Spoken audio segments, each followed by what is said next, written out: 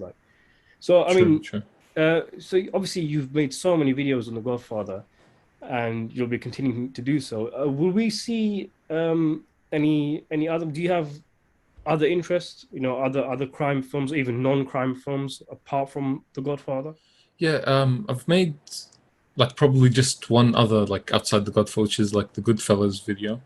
But at the moment, like the Godfather is like I'm more interested in the themes like in it. So like the concept of like power and all that. So yeah, there's a lot of movies that I want to get into, but it's like limit on time. So like I want to make sure like the video that I make that I'm actually really interested in and have the Mm, time to like actually like dive in, know everything about it, so like make a proper video. But yeah, definitely there's a lot that I want to get into. cool. So where do your ideas then come from when you're making a video? Is it just you're watching the film and something pops in your head?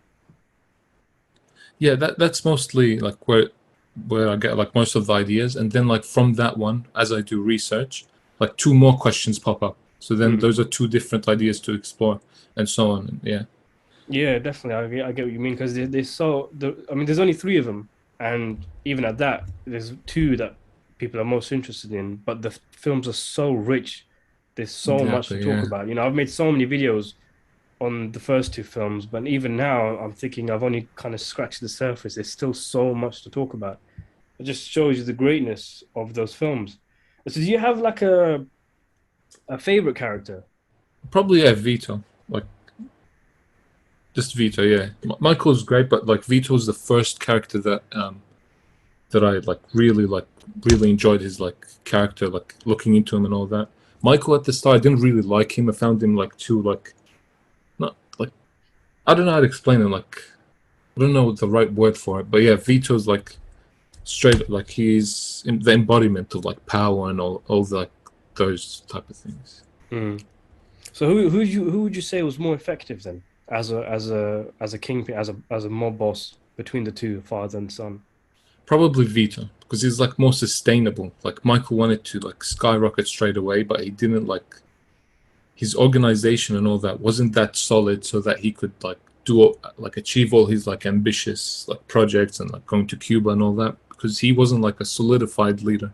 Vito built everything from the ground up, so he knew every single level like and everything that goes into it. Michael just inherited the throne, so to speak.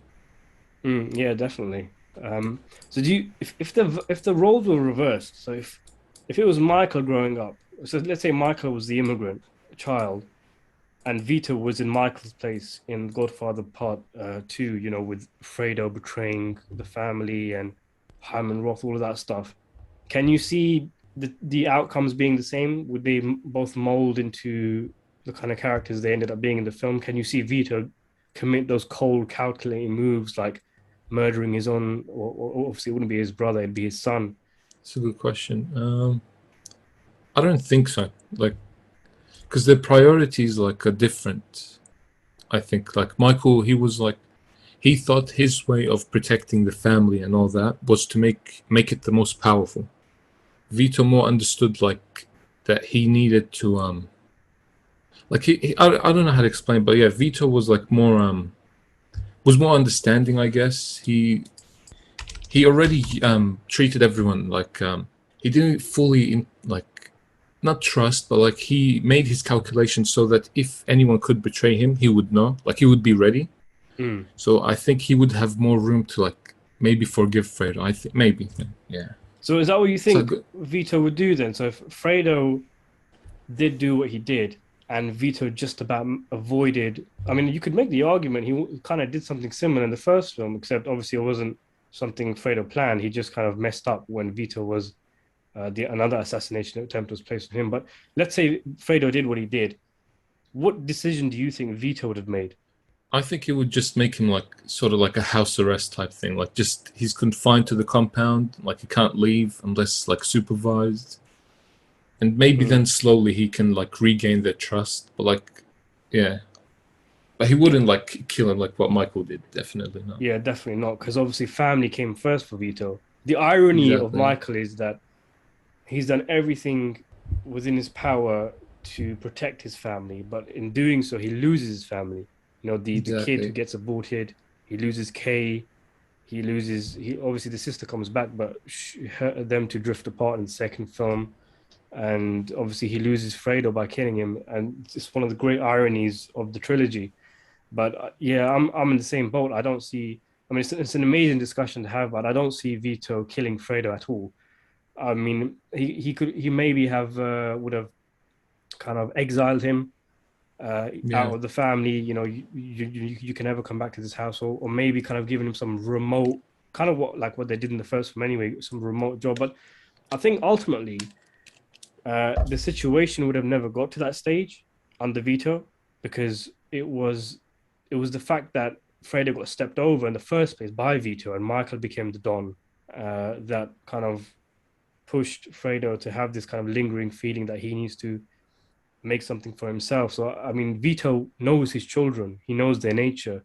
He would have sent yeah, something. He would have um he would have the way that he does things. Everybody on his strings. He would have made it so that Fredo would have never been in a position to cause the family any harm. That's what I think. So in a weird way, the conversation is redundant because Fredo would have never been able to do what he did under Vito, and he wouldn't even have had the motivation if Vito was still in charge.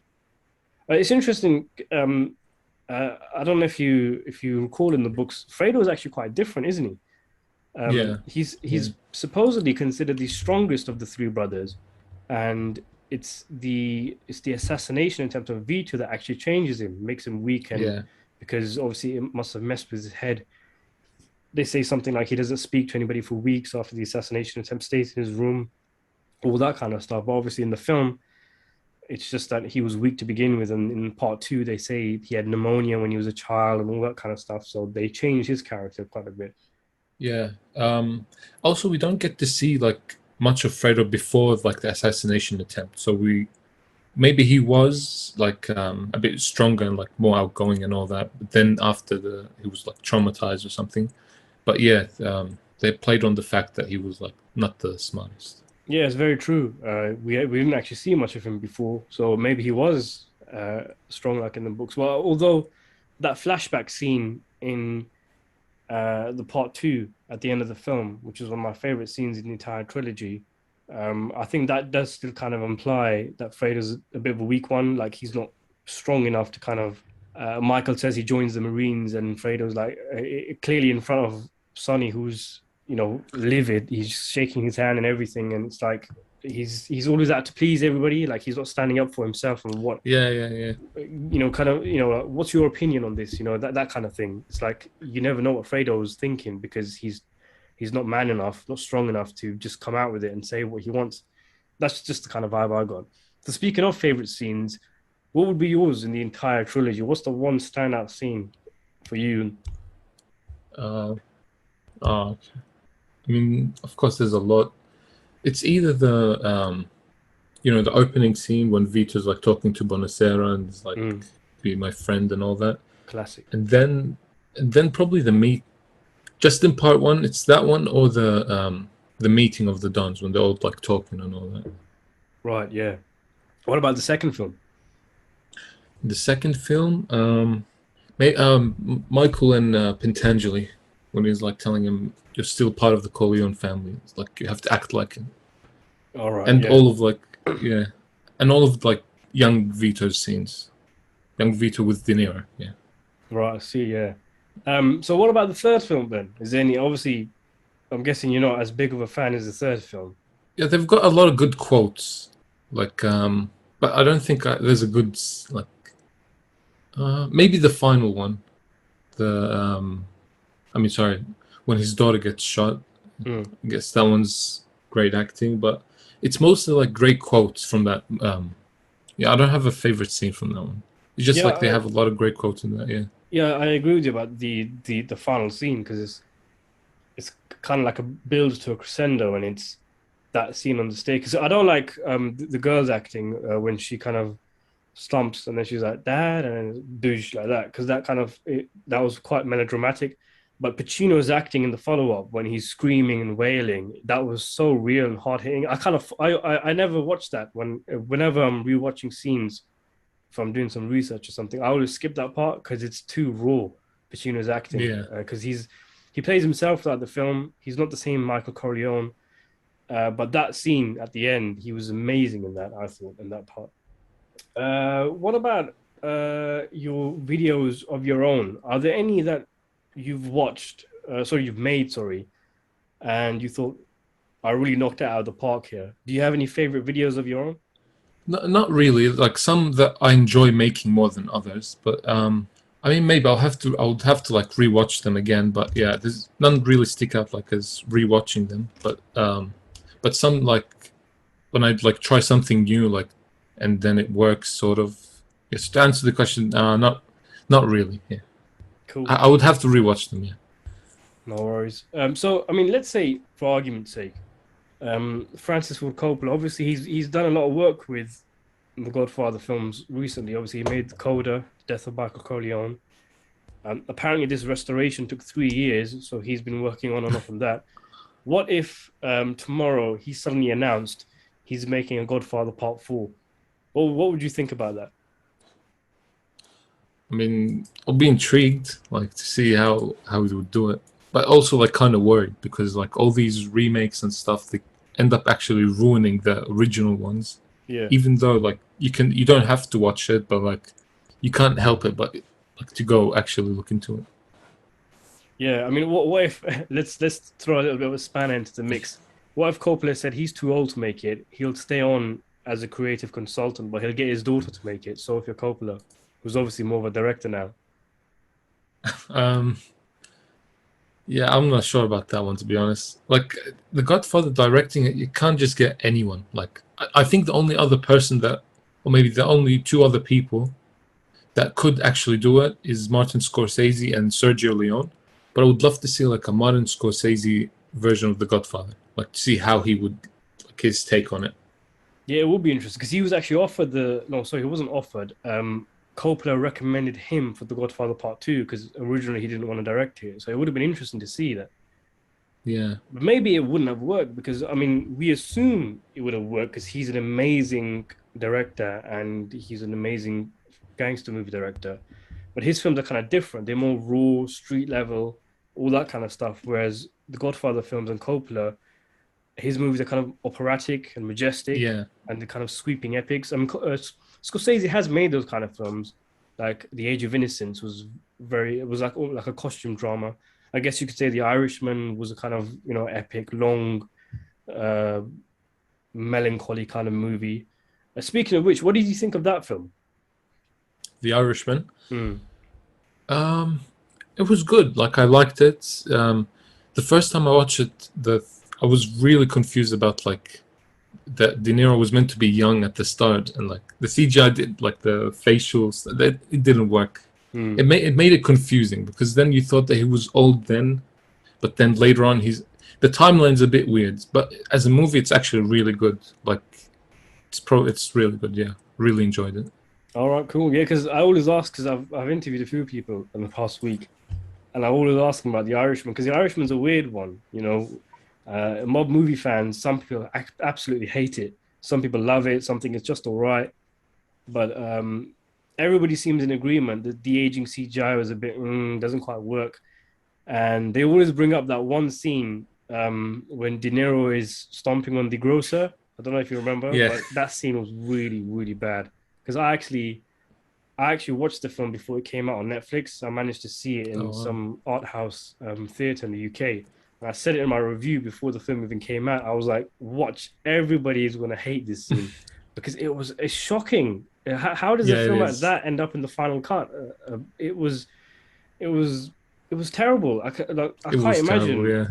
I cannot envisage Scorsese, De Niro, Pacino, Pesci, all these guys sitting watching the premiere of The Irishman, looking up and watching that scene and thinking, yeah, we did a great job with that scene. It's crazy. And for me, it's on Scorsese, not on De Niro, because he's a fit man. He's 70 plus, but like he lifted Zac Efron on his back for a promotional shoot just a couple of years back. So he's got. I mean, I'm not going to say he'll be able to do the beatdown like he did in Goodfellas with the Billy Bat scene, but I think he could have done it. He could have made it look better, but I mean, Scorsese chose a wide shot for some reason. You could have done it a close up. You could have done shaky cam. You could have even not Yeah. shown it at Yeah. all. Just shown the girl's reaction, his daughter Peggy. But I mean, I don't Exactly. know. Yeah. The it'll take some kind of interview from Scorsese to explain what the reasoning was because I'm just lost. Doesn't matter how many gangster movie video essays I can make, I can't explain that scene. That's one thing I can't do. Yeah, and you're right. They could have like hit it somehow with editing or like different shots somehow like that. But like, yeah, you're right. He would have to explain that one. I'm not sure what he was thinking there. Mm. So apart from The Godfather, then, what are your favorite crime films? What are the ones that you think are right up there with The Godfather, if any? To be honest, I don't think there's any like at the Godfather level. There's of course like Goodfellas and like a few others, but the Godfather it stands out like it's in a league of its own. It's not like I don't even consider it just as a crime mafia. It's just like a brilliant movie. Mm. Like I don't compare with other mafia movies. I compare with like other great movies like I don't know, like Lord of the Rings or like one of these other epic huge movies. Yeah, it's true because just to call it a gangster film doesn't do it justice because it's so much more. It tackles so many other Exactly, yeah. themes, capitalism, family, all that kind of stuff. Um, I mean, I heard you mention Sergio Leone, who, funnily enough, is actually my favorite film director of all time. So, Mhm. what did you make of his Once Upon a Time in America? Because that's often talked about. It's maybe not this on the same level, some people might think, but it's the same kind of film, the same style, that kind of sweeping, operatic kind of gangsters film. What did you make of that film? Actually, I haven't even watched like the whole. I watched the like first half an hour, but then I got like bored. Then I forgot Oh, is about it? it. And yeah, I heard everyone like says it's great, but yeah, I just the first half an hour like I couldn't get past it. But it's I should really like go back and watch it What happens in the because it first half seems an like hour? I'm just trying to think. Yeah, yeah, it's like at yeah, the yeah. Because I can see where you're coming from. Because obviously, I think it's just De Niro in old makeup, just kind of shuffling around. yeah, just And walking around the train station and all that. Like, yes, yeah, I know what you're talking about. Yeah, but I mean, it's an amazing film. I mean, that's just my opinion, but I love that film. I think it's absolutely a brilliant. And it obviously it's a very slow film. It takes a while to get into. But yeah, I mean, if you haven't seen it, I think you're in for a treat. It's an amazing film in my opinion. And who knows, maybe you I doubt it, but maybe you might think, hey, there is a film on par with The Godfather because some people think it's even better. I'm not sure myself. uh, I think The Godfather's a bit is just richer with the characters and all that kind of stuff. But mm. yeah, Once Upon a Time in America is definitely up there. What about Scorsese's film? What do you make of those and like Goodfellas and Casino, Mean Streets, and all those? Yeah, those are brilliant. Like Goodfellas, Casino, all of them, they're really good. All of Scorsese's movies are like entertaining. Like he's one of those directors that like if he makes a movie, it's worth watching. It's always worth watching. Some of them Mm. are not as good as others, but like it's like countless classics. So are there any? I mean, so what do you make then of the modern day state of gangster movies? Because I don't know if you watch films that come out these days, but you get films like John Travolta's Gotti or Daniel Beckett's Mob Town, or I mean, what else is there? I mean, it's just like, do you think the genre is finished? Because that's the vibe that many people get that they are just not making films like that anymore. No one seems to know how to do it anymore.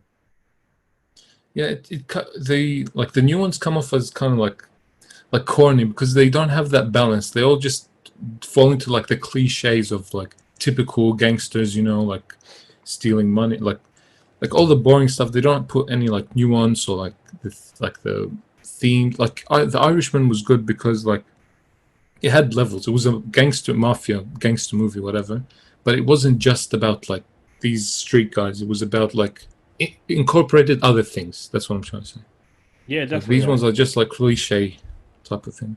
Yeah, I mean, yeah, The Irishman had all the themes of guilt and regret and introspection, all that kind of stuff. It's strange in the way because you don't really see a gangster film from the perspective of an older gangster who's looking back on his life. So it's a bit different in that regard.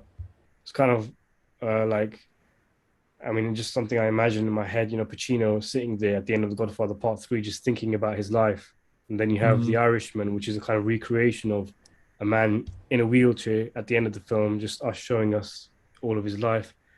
So what about TV shows? I mean, I don't know if you've seen The Sopranos, for example. Yeah, yeah, I've seen The Sopranos once. Yeah, it's really good. Yeah. So will we see maybe any videos on The Sopranos in the future?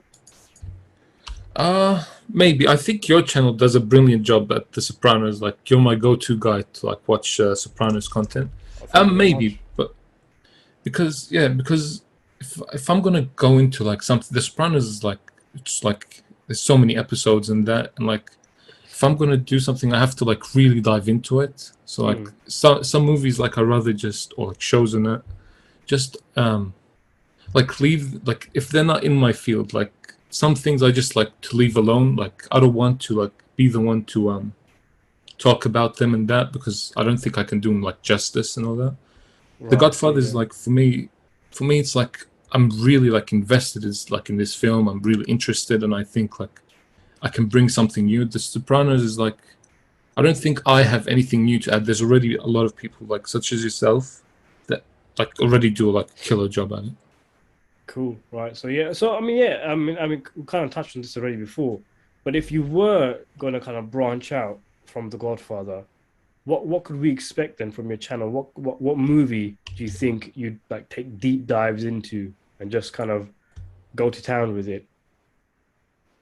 Um, well, I was thinking about this like a few weeks ago, because I'm currently just doing this like just as a hobby, just to like, just for fun and that. But Mm, because if I want to like go all in, it would I'm more interested like in the like themes, like power, like, so like for example maybe like The Gladiator, like talk about the characters in that, and like a lot more movies. Like I would have to like do a lot more research to see, like I don't think I would go to like pick a movie like like another movie like The Godfather and go like deep into like the story and all that, but more into right. like the themes and all that sort of stuff.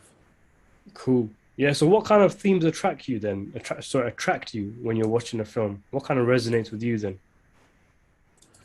It always depends, but like I like the rise and fall of like empires, and like the characters rising to power, then how they fall and the mistakes on their way. Like Mm, Scarface is a good one. How like his yeah. greed makes him fall, and yeah, stuff like that. Cool. Awesome. So yeah, obviously I've noticed obviously I'm speaking to you, but obviously the voice in your videos is not your voice clearly. So is Yeah, there a particular reason for that? Did you use a text to speech software, is it? yeah. Okay, let me explain this.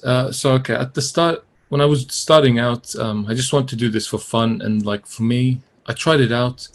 It was not good. Like I tried to narrate it, but then like it's a whole different skill, and I just want to do like the fun stuff. Like I wanted to make the visuals, write the script. The audio itself is like I'll do that later. Like I didn't really bother with it. I didn't know like the channel would like actually people would want to watch it and stuff. So just Right. making these videos just for myself, like just for, was visually satisfying. Like you would look at it, like I would enjoy making the videos, and the audio part was like the boring parts. So then I was like, Right, I well, see. might as well just skip it, just put text to speech, whatever. But then Cool. yeah, Okay, I get it. Yeah. So I mean, didn't you release a video a couple of days ago? Did it have your voice in it, did it?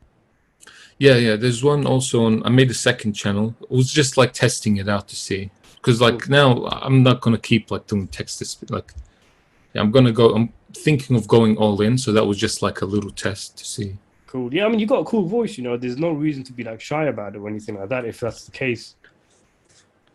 Yeah, no, it's more like to be honest, it's more like laziness. Maybe at Right. the start it was like it, because if you want to like make a like if you're going to talk about the Godfather, you have to like you can't just talk like casually. You have to have like you have to know how to sort of like narrate like the videos in a proper way.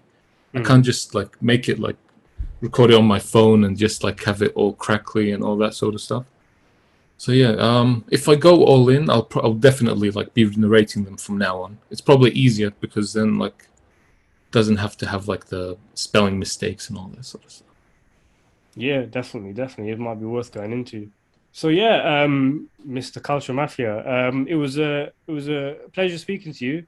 I don't know if you have any questions for me or if there's anything you want to say in regards to your channel or anything. Otherwise, I think we can say thank you very much and goodbye. So is there anything you want to say? No, just thank you. Like you're like one of the first channels that I've seen to talk about like movies like this, and you do a really good job at it. Oh, thank And you very much. yeah, thank you for reaching out. Yeah, this was this was great.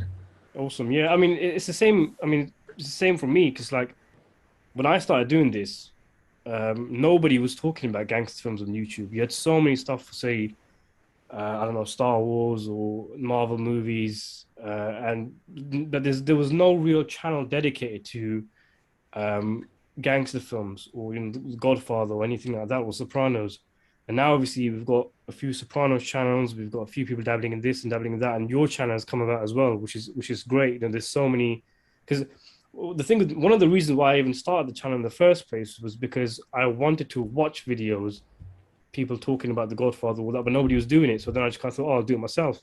And obviously it's great that there's other people now doing it. And I think we're seeing kind of some kind of surge of interest in crime cinema and kind of these adult, or I mean, adult movies is probably the wrong phrase to use, but kind of mature movies, Yeah, I where get you. you, Yeah, where you can think about the characters and the motivations and the themes and all that kind of stuff. And we're kind of seeing that on YouTube now. There's an audience. The audience is clearly there. I mean, your channel has proven that. My channel has proven that. There's people that want to watch this stuff, and now these YouTubers like me and you, and we're available, and now we're in the game. So yeah, best of yeah. luck to you, mate. To you too, man. Yeah.